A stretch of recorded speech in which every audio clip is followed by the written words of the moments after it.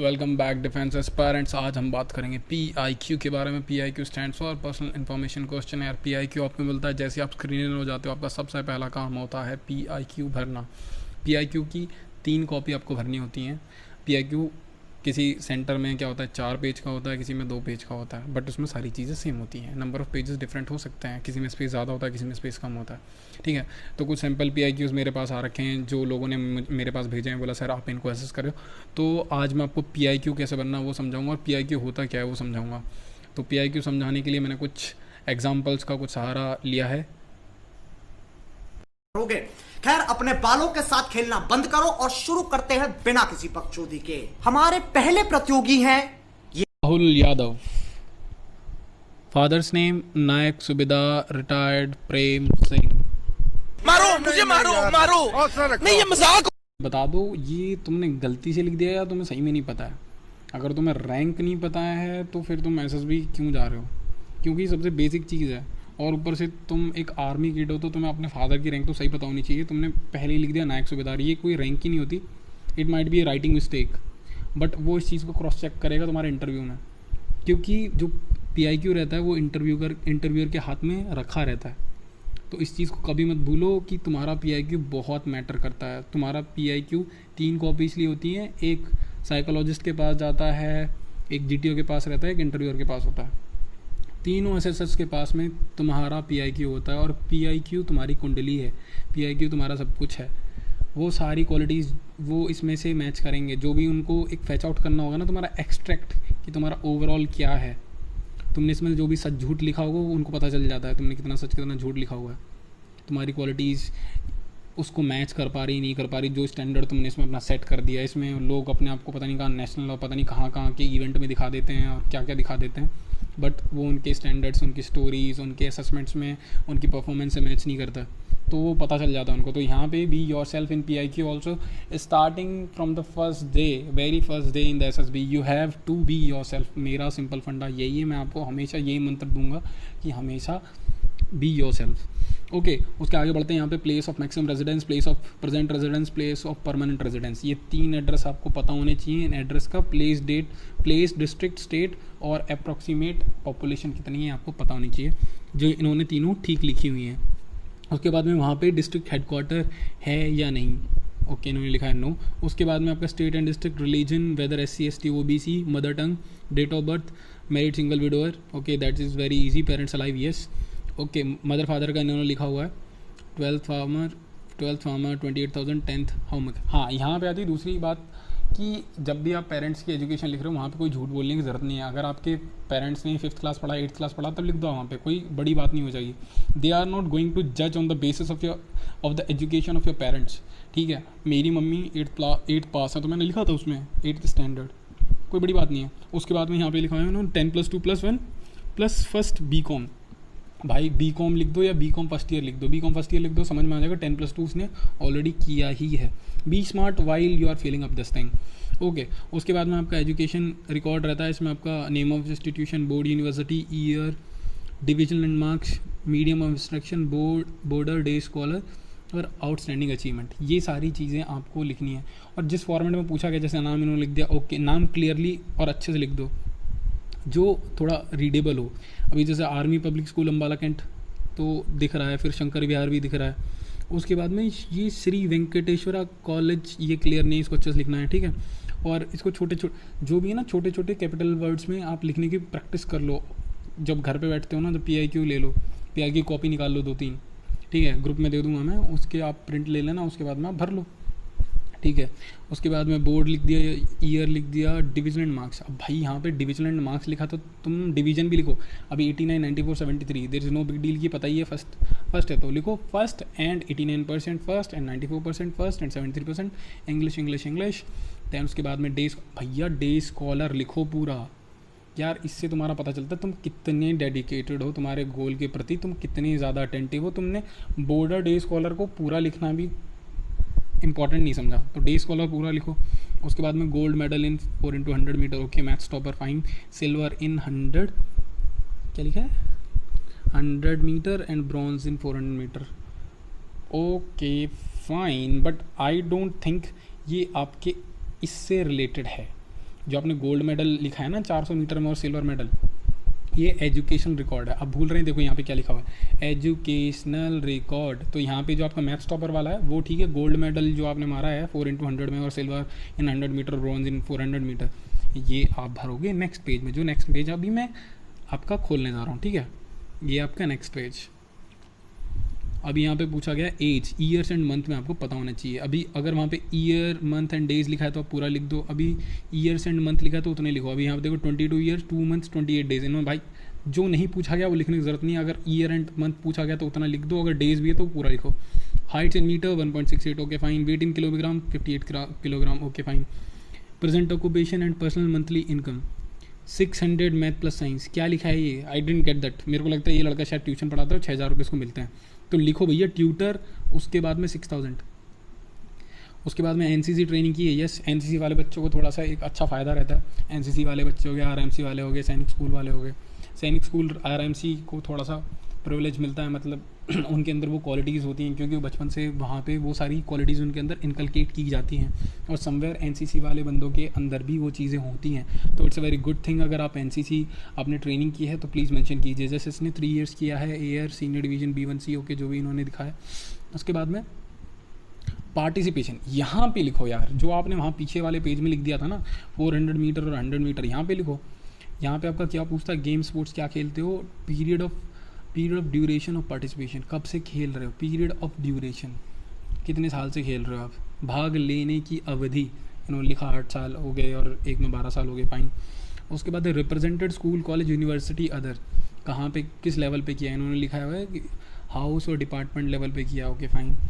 Gold outstanding achievement क्या भाई इसमें, यही गोल्ड सिल्वर ब्रॉन्ज इन्होंने लिखा हुआ है, दैट इज़ फाइन। यहाँ पे आप लिखो, वहाँ पे लिखने की जरूरत नहीं, वो एजुकेशन रिकॉर्ड है। जो जहाँ पे ज़रूरत है वो चीज़ वहाँ पे लिखो आप, ठीक है। PIQ से आपकी सारी चीज़ें निकल के आती हैं कि आप कितने अटेंटिव हो, कितने ध्यान से पढ़ रहे हो। आप PIQ गलत भर दोगे तो फिर उसका बहुत नेगेटिव इंप्रेशन जाएगा। उसके बाद में hobbies and interest, knowing about people, okay नहीं यार, आई डोंट थिंक सो, तो मैं ये लिखना चाहिए इसमें। Listening to music Haryanvi, ragni and songs, okay fine. The Kapil Sharma show plus Taarak Mehta Ka Ooltah Chashmah, okay that's quite funny. Listening to music Haryanvi ragni songs, fine. ये या तुम लिख सकते हो वॉचिंग टीवी शोज़ या वॉचिंग टीवी। उसके बाद में तुम यहाँ पे इतना स्पेसिफिक मत जाओ यार, कपिल शर्मा शो और इतनी तुमने जगह भर दी।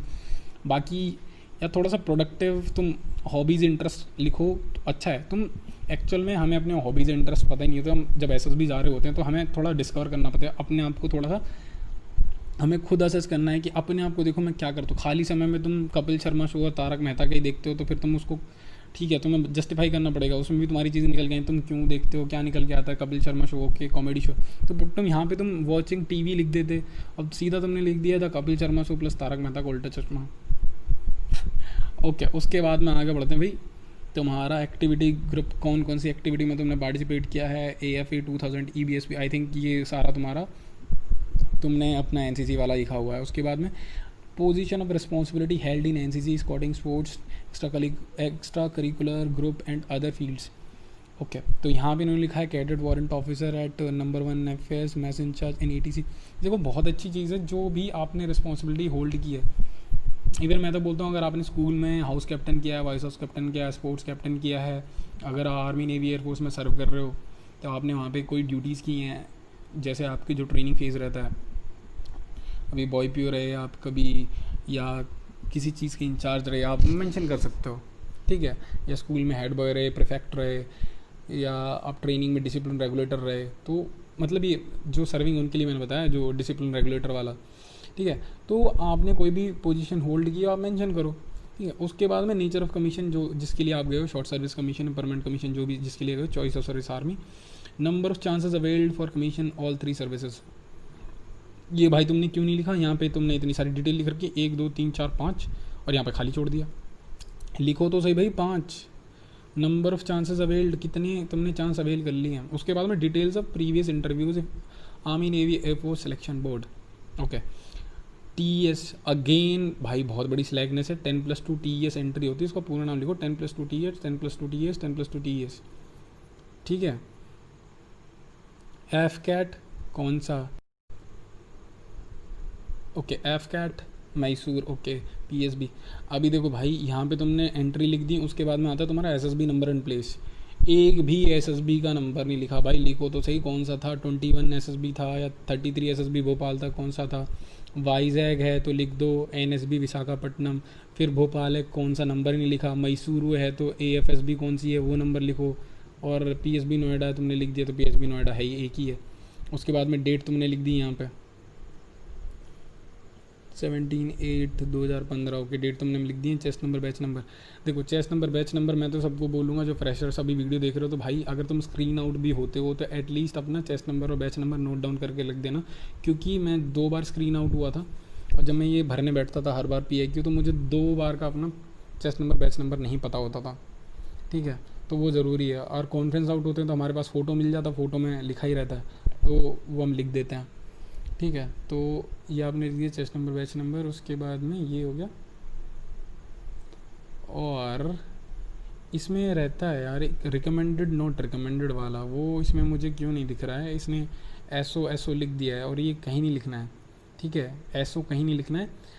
यहाँ पे चेस्ट नंबर बैच नंबर लिख दिया, उसके बाद में साइड में लिखना होता है आपको recommended not recommended, recommended not recommended. कहीं किसी को कोई मतलब नहीं, स्क्रीन आउट कॉन्फ्रेंस आउट वो आप जाके बताना अपने पर्सनल इंटरव्यू में, ठीक है।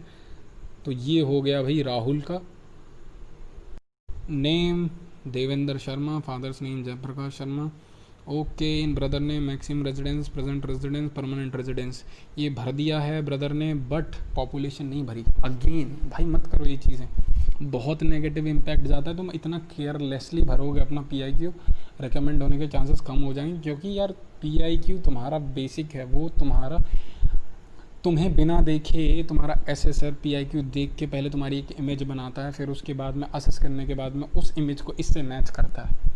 तो तुम्हारी जो तुम्हारे एब्सेंस में जो इमेज बनेगी वही ख़राब बन जाएगी। इंटरव्यूअर PIQ देखेगा वो उसका वैसे ही दिमाग ख़राब हो जाएगा, देखेगा बोले ही भाई क्या पूछा है, क्या पूछा वही नहीं लिखा इसने, पॉपुलेशन ही लिखी हुई।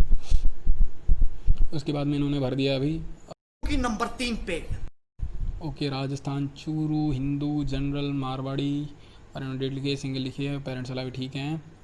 और फादर ने क्या किया भाई, क्या लिखा है इन्होंने, BA, हाँ थोड़ा क्लियर लिख दो, BA और 12th, ओके फार्मिंग, 10,000 कमाते हैं, 12th स्टूडेंट फाइन। अगेन यहाँ पे एक गलती की है, एजुकेशन रिकॉर्ड है भाई साहब, आप थोड़ा सा क्लियर लिख दे तो बेटर होगा। DAV स्कूल, मैं तो इतना जूम करके पढ़ रहा हूँ, DAV स्कूल हो गया, ग्रीनलैंड स्कूल हो गया। उसके बाद में SKIT जयपुर, ओके CBSE 81%, 64%, 74। बेटा डिवीज़न आपने भी लिखा, आप लिखो फर्स्ट एंड 81.7, सेकंड 60। और मैं सोच रहा हूँ ना एक PIQ अपना भर के मैं इसमें डाल दूँगा, या किसी अच्छे बंदे का PIQ भरवा के जो डेमो टाइप है वो मैं डालूँगा, ठीक है। तुम लोग बिल्कुल ध्यान नहीं दे रहे हो। Day scholar border, okay. फिर उसके बाद में तुम काटा पीटी बिल्कुल नहीं करनी है, काटा पीटी बिल्कुल भी नहीं करनी है भाई साहब। जितना भी तुम कुछ कर लो, तुम एक ये चीज़ तुम टॉप 15 ये नहीं लिखते तो भी चल जाता, बट तुमने काट के ही अपना कन्फ्यूज़न दिखा दिया, तुम खुद ही टॉप 10 इन डिस्ट्रिक्ट, ओके फाइन, ओके। और तुम्हारा सेकंड पेज है 21 ईयर्स 8 मंथ। इस लड़के ने देखो ईयर मंथ पूछा, उतने लिखना है। 1.76 metre, 70 kg student, cricket, volleyball athlete. Period of duration of participation, अबे ये क्या लिख दिया, प्लेइंग फॉर कॉलेज। ये भाई ये नहीं लिखना है, पीरियड ऑफ ड्यूरेशन में लिखना है। या तो आपने देखो उस लड़के ने क्या किया था, 8 साल लिख दिया था, उसमें क्या करना है आपको, यहाँ पे लिखो 2008 से 2012 या 2012 से 2020, ऐसे लिखो पीरियड ऑफ ड्यूरेशन, ठीक है। क्या ही कर रहे हो यार तुम लोग, मुझे समझ में नहीं आ रहा। उसके बाद में represented college, university, other, okay college, outstanding, runner, winner. अब क्या लिख दिया है तुमने, मुझे कुछ समझ में नहीं आ रहा। थोड़ा सा क्लैरिटी रखो भाई, पॉइंट वाइज लिख दोगे तो बेटर रहेगा, क्योंकि ये कुछ समझ में नहीं आ रहा तुमने लिखा क्या है। यार मैं अगेन बोल रहा हूँ, योर PIQ इज योर कुंडली, तुम्हारा PIQ बहुत मैटर करता है। तुम ऐसे उल्टा पुल्टा भर दो, कुछ समझ में नहीं आएगा। हाँ मैं समझ रहा हूँ जगह कम है। उसके बाद में क्या लिखा, नेम ऑफ एक्टिविटी, मुझे नहीं समझ में आ रहा क्या क्या लिखा है तुमने ये सब, ओके। फिर उसके बाद में हॉबी, क्या पोजीशन तो तुमने काट ही दी है, क्या करा है फिर, क्या करा, पीसी, आर्मी, एयरफोर्स, नेवी। देखो भाई ऐसे तुम लिखोगे ना तो वो समझ में नहीं और पोजीशन तुमने कोई होल्ड ही नहीं करी है। वाह वाह वाह वाह। और यहाँ पे तुमने क्या भरना चाहा है समझ में नहीं आ रहा मेरे को। और उसके बाद में शायद तुम फ्रेशर हो। अखिल सैनी, फादर नेम सुशील सैनी, भाई साहब maximum residence, present residence, permanent residence, population नहीं लिखा है, बहुत बड़ी गलती कर दी आपने भी, पॉपुलेशन लिखो। आप लोग को भी समझ में आ रहा होगा ना कॉमन मिस्टेक क्या होती है। रिलीजन हिंदूइज्म नहीं होता, हिंदू लिखो, ठीक है। मदर टंग हिंदी है तुम्हारी, ठीक है, fine fine fine fine. Okay, parents alive, yes, tick कर देते, यस। उसके बाद में ऑटोमोबाइल बिजनेस है, MBA जॉब कर रहे हैं, 43,000। और अगेन नज़र डालते हैं इनके इंस्टीट्यूशन के ऊपर, कुछ समझ में नहीं आ रहा भाई साहब। अपने स्कूल का नाम तो सही से लिख लो तुम लोग। और दूसरी बात, जब तुम लिखते हो ना बार बार लिख दो, उसमें नीचे ये जैसे 2 कॉमा मार देते हैं ना कि हाँ यही होगा, CBSE 2 बार लिख दो, कोई बड़ी बात नहीं है। उसके बाद में 2013, 15, 19, ठीक है। डिवीज़न इस भाई साहब ने भी लिखी, मीडिया इंग्लिश है, डे स्कॉलर, ठीक है। Outstanding, nil nil nil, okay, very honest. Outstanding performance ज़बरदस्ती दिखाने की ज़रूरत नहीं है, अगर नहीं है तो खाली में भी आप रिकमेंड हो सकते हो। एज आपकी 22 ईयर 11 मंथ लिख देते भाई साहब। हाइट नहीं लिखी, वेट नहीं लिखा, याद नहीं है। प्रेजेंट ऑक्यूपेशन भाई साहब नहीं है तो नील कर दो, कोई बात नहीं। एज ट्रेनिंग नहीं की NCC की, ओके फाइन। क्रिकेट रनिंग 2012 से 2018, यस। इस लड़के ने लिखा हुआ है कि ड्यूरेशन को कैसे दिखाना है, 2012 से 2018। उसके बाद में रिप्रेजेंटेड कहीं नहीं किया है, कुछ नहीं किया है। हॉबीज़ इंटरेस्ट हैं ड्राइविंग, बैडमिंटन, क्रिकेट और आगे नॉवेल्स। तो भाई साहब लिख दो आगे रीडिंग नॉवेल्स। नॉवल खाली नहीं लिख रहे, नॉवल मतलब क्या, नॉवल बनाते हो, लिख दो reading novels. Name of activity dance, treasure Hunt, okay. Period of duration, duration period भाई साहब इसने अच्छा लिखा हुआ है, ठीक है। Best dance group, okay fine. Extra team member, wow, spirit तुम्हारी माननी पड़ेगी। मगर तुमने पोजीशन ऑफ रिस्पॉन्सिबिलिटी भाई साहब टीम मेंबर का तुमने कौन सी पोजीशन होल्ड कर ली। टीम मेंबर नहीं होता यार। अगर तुमने पोजीशन होल्ड की, तुमने हेड बॉय, हेड गर्ल, या तुमने हाउस कैप्टन, या तुमने NCC में सीनियर अंडर ऑफिसर, या तुमने ऐसा कुछ किया, वो लिखो यार। शॉर्ट सर्विस कमीशन हो गया इंडियन आर्मी। उसके बाद में SSC टेक 53, वेरी गुड। ये मेरे को चाहिए जो लिखते हो ना SSC। अभी वहाँ पे एक लड़के ने लिख दिया 10+2 TES, भैया लिख दो वहाँ पे, कोर्स लिख दो 10+2 TES। 41, 42, 43 कौन सा था, SSB नंबर इन्होंने लिखा, भाई साहब ने गलती की, SSB का नंबर लिखो आप, प्लेस लिख दिया बस, डेट लिख दी, चेस्ट नंबर, बैच नंबर, कोई बात नहीं। हाँ ये है फॉर्मेट, रिकमेंडेड नॉट रिकमेंडेड वाला, ये यहाँ पे होता है। यहाँ पे आपको रिकमेंडेड नॉट रिकमेंडेड में वो लिख दो, रिकमेंडेड नॉट रिकमेंडेड। आपको स्क्रीन आउट, कॉन्फ्रेंस आउट लिखने की कोई ज़रूरत नहीं है। इसी के साथ आज के लिए वापस सिर्फ इतना ही। और अगर तुम लोगों को ये वीडियो पसंद आई तो यार लाइक मार दो, और नहीं आई तब भी लाइक मार दो, क्योंकि फर्क नहीं पड़ता, सही बता रहा हूँ, फर्क नहीं पड़ता, बस लाइक मार दो। एम करते हैं कुछ कितने यार, 4 लाख दे दो यार, तुम्हारे लिए कौन सी बड़ी बात, इतना तो प्यार बनता है। और अगर तुम लोग नए हो तो सब्सक्राइब करो, वो जो लाल वाला बटन है उस पर कुछ भी फेंक के मारो, ये माइक फेंक के मारो, ये कैमरा फेंक के मारो, मैंने उल्टा बोल दिया लेकिन मुझे फर्क नहीं पड़ता है, बस सब्सक्राइब करो, मुझे नहीं पता। अब चलो यार मैं भी जा रहा हूँ, मुझे रात हो रही है, काम बहुत बचा है।